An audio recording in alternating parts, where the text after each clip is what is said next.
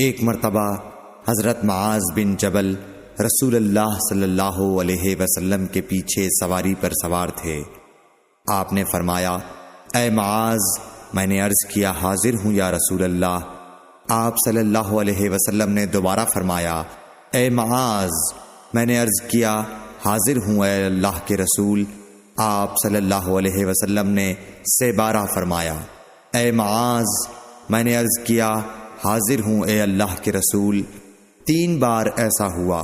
اس کے بعد آپ صلی اللہ علیہ وسلم نے فرمایا کہ جو شخص سچے دل سے اس بات کی گواہی دے کہ اللہ کے سوا کوئی معبود نہیں ہے اور محمد صلی اللہ علیہ وسلم اللہ کے سچے رسول ہیں، اللہ تعالی اس کو دوزخ کی آگ پر حرام کر دیتا ہے۔